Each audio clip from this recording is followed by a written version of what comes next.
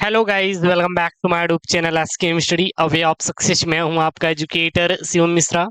तो हिंदी की बेहतरीन तैयारी आपकी चल रही है कि नहीं, आप लोग सबसे पहले ये कमेंट कर दीजिए, क्योंकि हम आपके लिए स्पेशल यहाँ पे जो सीरीज चालू किए हैं पेपर की, मॉडल पेपर, इतना आपको पेपर प्रोवाइड कर देंगे मॉडल पेपर कि आप अगर सॉल्व कर लेंगे डेली डेली ना, आपका काम हो जाएगा। ठीक है ना।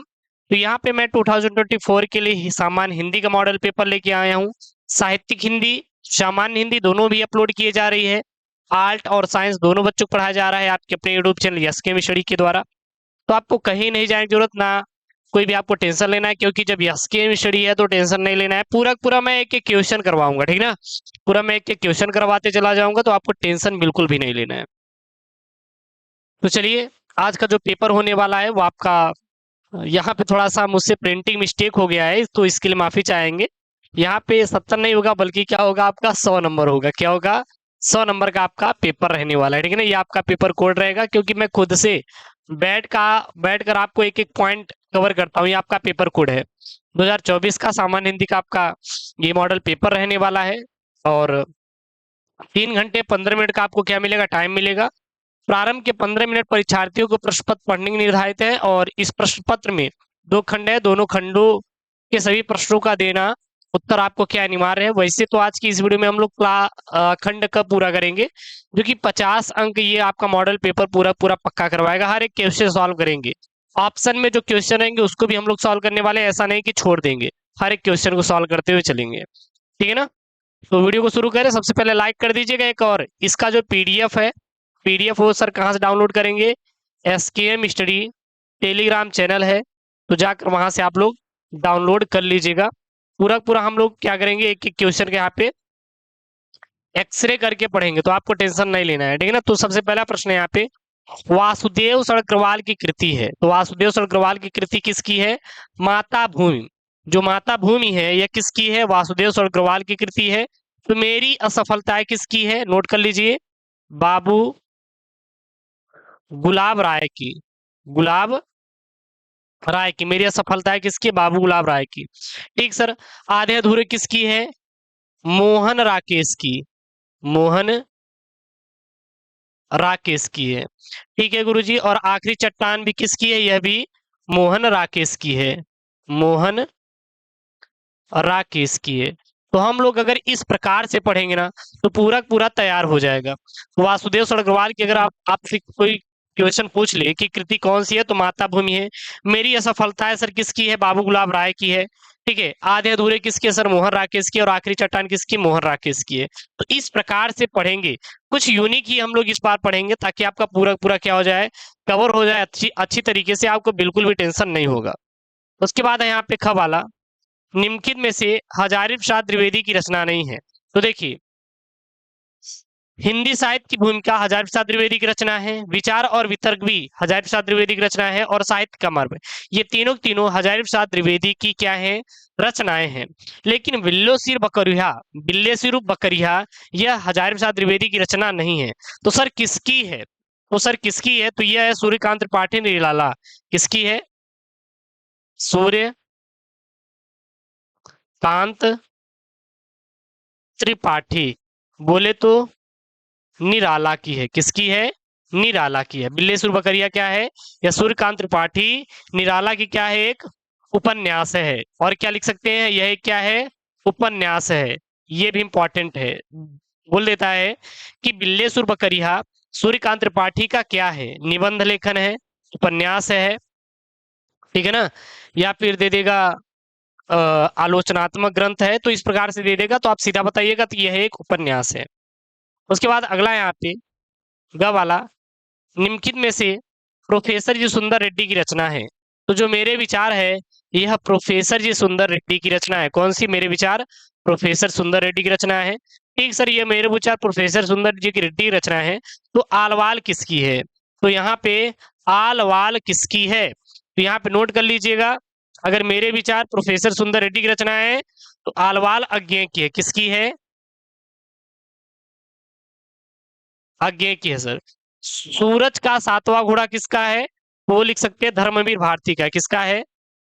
धर्मवीर भारती जी का। किसका है? धर्मवीर भारती जी का, ठीक है। मैंने सिल पहुंचाई, सर ये किसका है? तो जो मैंने सिल पहुंचाई यह है, वो है डॉक्टर विद्यानिवास मिश्र का। किसका है? डॉक्टर विद्या निवास मिश्र का है। किसका है? डॉक्टर विद्यानिवास मिश्र का है, ठीक है ना।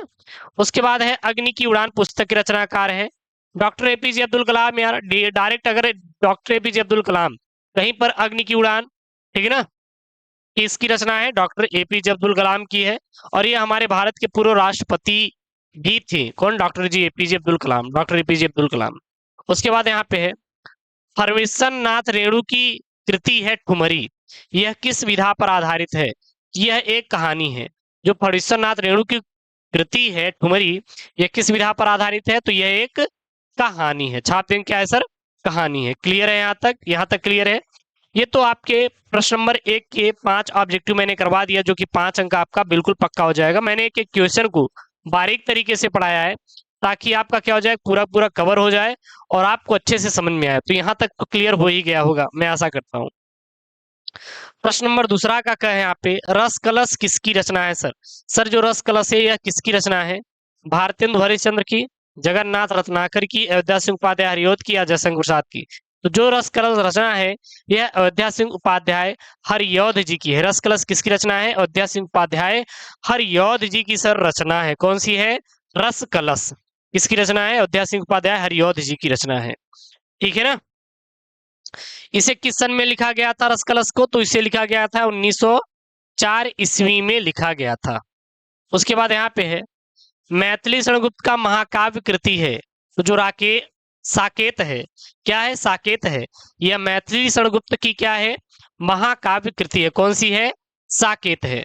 तो सर भारत भारती किसकी है? तो सर भारत भारती किसकी है? जयद्रथ वध किसकी है? यशोधरा। तो इस पे कमेंट करना है। और साकेत महाकाव्य में, साकेत महाकाव्य में कितने सर्ग थे सर? तो इसमें कुल 12 सर्ग थे। कितने सर्ग थे? 12। इसमें सर्गों की संख्या कितनी थी? 12 थी। उसके बाद यहाँ पे निम्नलिखित में से जयशंकर प्रसाद जी की काव्य कृति नहीं है। तो जो इत्तलम है यह जयशंकर प्रसाद जी की काव्य कृति नहीं है। तो सर किसकी है? अगर इत्तलम यह जयशंकर प्रसाद जी की काव्य कृति नहीं है तो किसकी है? तो यह है सच्चिदानंद हीरानंद वास्या यानी कि अज्ञेय की है। सीधा लिख देंगे अज्ञेय की है। सच्चिदानंद हीरानंद वास्यायन यानी कि अज्ञेय की है। कानन कुसुम जयशंकर प्रसाद जी की काव्य कृति है। चित्राधार भी है, प्रेम प्रतीक भी है, प्रेम प्रतीक भी है। उसके बाद यहाँ पे है सुमित्रानंदन पंत को सोवियत लैंड पुरस्कार किस कृति पर मिला था? जो सुमित्रानंदन पंत जी थी इनको सोवियत लैंड पुरस्कार मिला था, ठीक ना। लैंड पुरस्कार मिला था, किस कृति पर मिला था? कला और बूढ़ा चांद, लोकायतन, चितंबरा या स्वर्ण किरण। तो जो सुमित्रानंद पंत जी है इनको सोवियत लैंड जो पुरस्कार मिला था वो मिला था किस कृति पर? यहाँ पे राइट ऑप्शन आपका बी वाला हो जाएगा, लोकायतन पर। लोकायतन पर, लोकायतन पर क्या मिला था? सोवियत लैंड पुरस्कार मिला था। किसको? सुमित्रानंदन पंत जी को मिला था। उसके बाद अंगा वाला क्वेश्चन यहाँ पे निम्नलिखित में से सच्चिदानंद हीरानंद वास्याय का काव्य संकलन है? लहर, उर्वशी, गुंजन या फिर यहाँ पे उर्वशी, यहाँ पे दो हो गए हैं, कोई बात नहीं। हरी घास पर क्षणभर होगा तो इसका जो राइट ऑप्शन निकल के आएगा वो आएगा हरी घास पर क्षणभर। इसमें आंसर पुटअप नहीं है, इसको प्रिंटिंग मिस्टेक है, करवा देंगे। क्या हो जाएगा? हरी घास पर क्षण भर। हरी घास पर क्षण भर किसका है? सच्चिदानंद हीरानंद वास्याय का काव्य संकलन यानी अज्ञेय जी का काव्य संकलन है। तो सर लहर किसकी है? लहर है जयशंकर प्रसाद की, जयशंकर प्रसाद की है। गुंजन सन किसकी है? गुंजन है सुमित्रानंदन पंत की, सुमित्रा नंदन पंत की है, सुमित्रानंदन पंत की।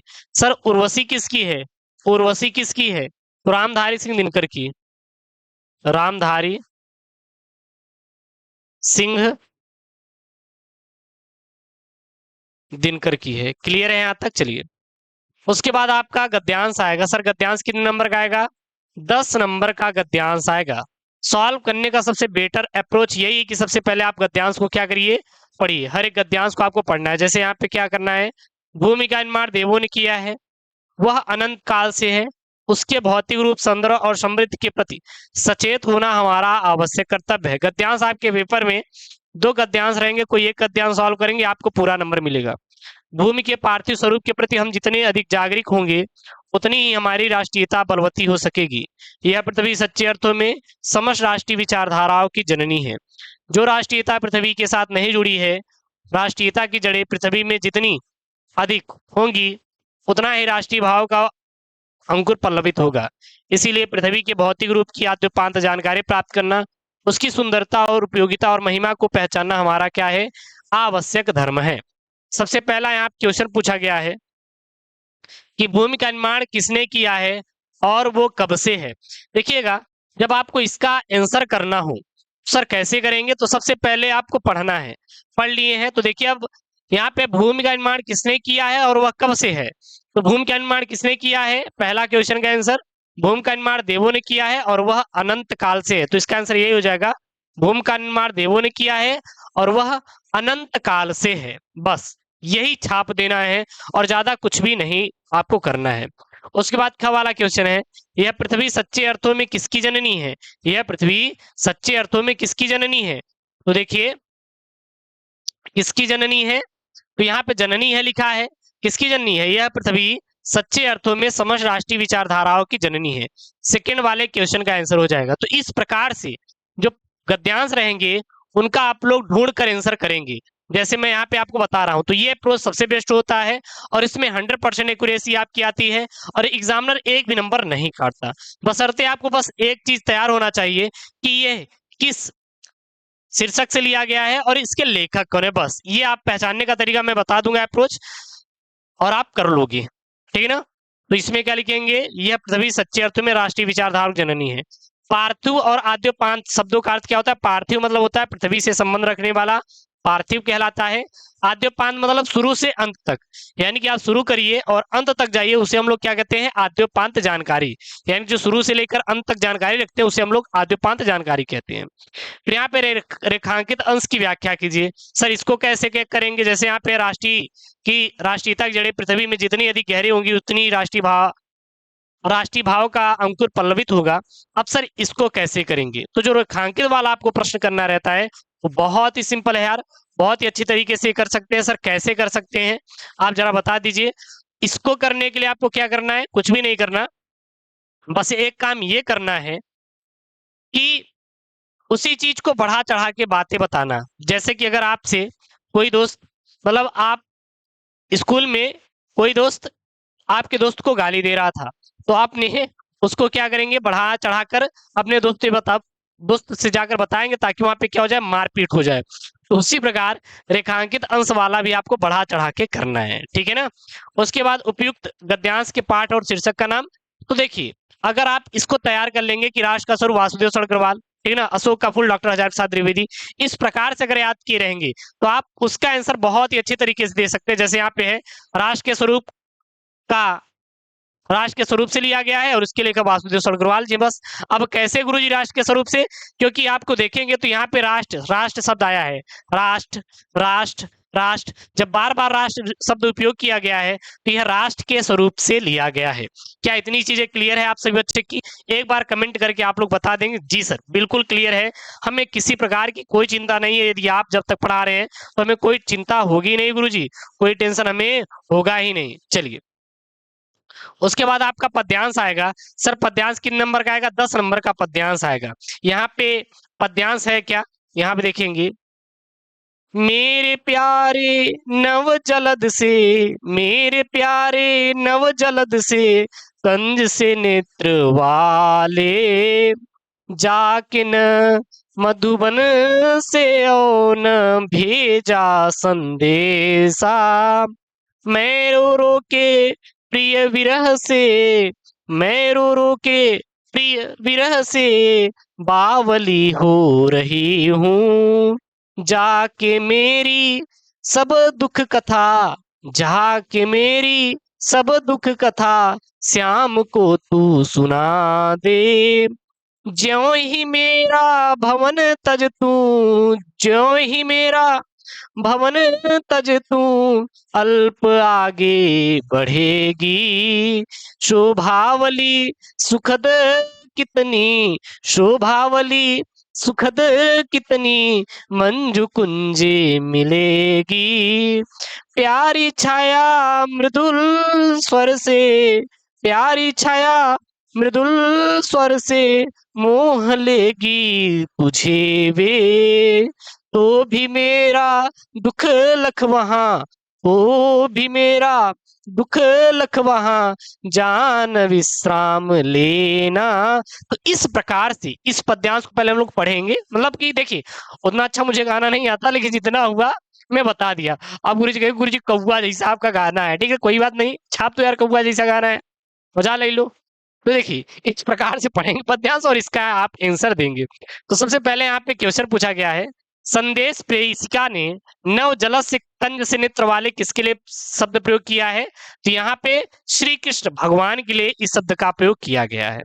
मधुबन जाकर किसने संदेश नहीं भेजा? भाई मधुबन कौन गए थे? श्री कृष्ण ने जाकर कोई भी संदेश राधा के लिए नहीं भेजा।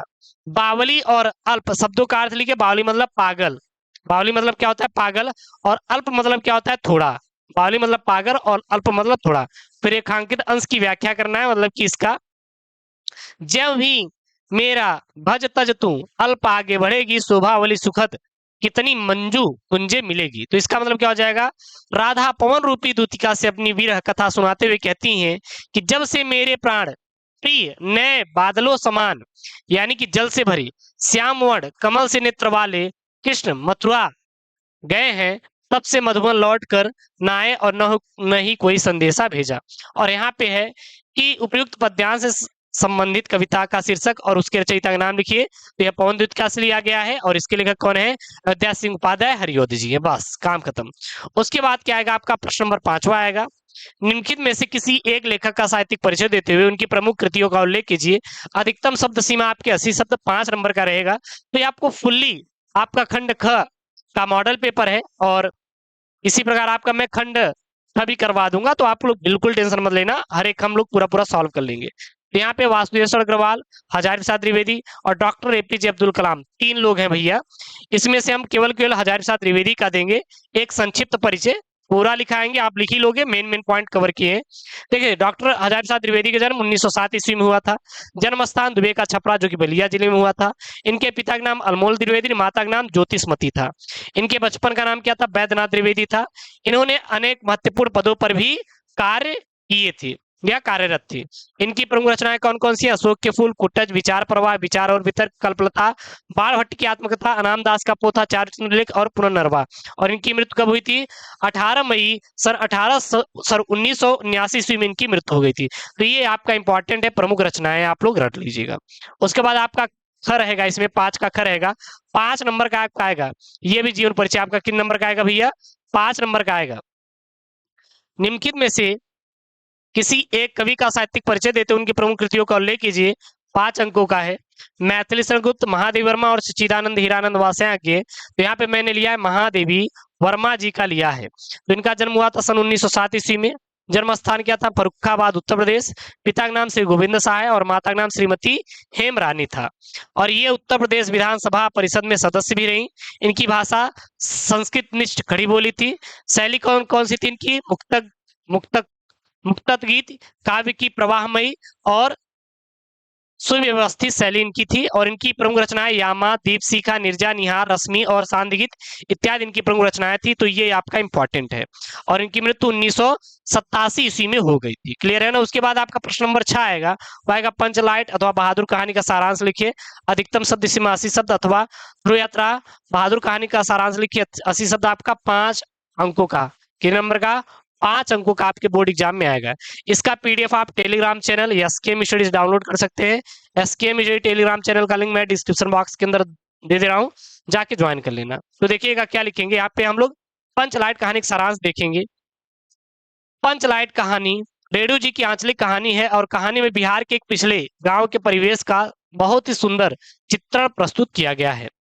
महतो टोली में कुछ अशिक्षित लोग हैं। उन्होंने रामनवमी के मेले से पेट्रोमैक्स खरीदा, जिसे वे पंचलाइट कहते हैं। पंचलाइट को ये सीधे साधे लोग सम्मानजनक चीज समझते हैं, और पंचलाइट को देखने के लिए टोली के सभी बालक, औरतें और मर्द इकट्ठा हो जाते हैं। सरदार अपनी पत्नी को आदेश देता है कि शुभ कार्य करने से पहले वह पूजा पाठ का प्रबंध करे। सभी उत्साहित हैं, परंतु समस्या उठती है कि पंचलाइट जलाएगा कौन। सीधे साधे लोग पेट्रोमैक्स को नहीं जलाना जानते थे। इस टोली में गोधन नाम का एक युवक था जो मुनरी नामक युवती से क्या करता था, प्रेम करता था। मुनरी की मां ने पंचों से गोधन की शिकायत की थी कि वह उसके घर के सामने से सिनेमा का गाना गाता हुआ निकलता है, और इस कारण पंचों ने उसे बिरादरी से निकाल रखा था। किसको? गोधन को, क्योंकि मुनरी काकी ने शिकायत की थी गुलरी को लाइन मारता है, इसीलिए पंचों ने निकाल दिया था। फिर मुनरी को यह पता चलता है कि भैया पंचलाइट गोधन जला लेता है, और यह चतुराई से बात पंचों तक पहुंचा देती है। पंच गोधन को पुनः भी बिरादरी में ले लेते हैं और वह पंचलाइट जला देता है। कौन? गोधन। और मुनरी की मां गुलरी काकी प्रसन्न होकर गोधन को शाम के भोजन पर निमंत्रण देती है, और पंच भी अति उत्साहित होकर गोधन को कहते हैं, तुम्हारा 7 खून माफ, खूब गाओ सलीम का गाना। पंचलाइट की रोशनी में लोग भजन कीर्तन और खूब उत्सव मनाते हैं। तो ये था आपका पंचलाइट कहानी का सारांश, ठीक है, जो कि आपके 5 नंबर का आएगा।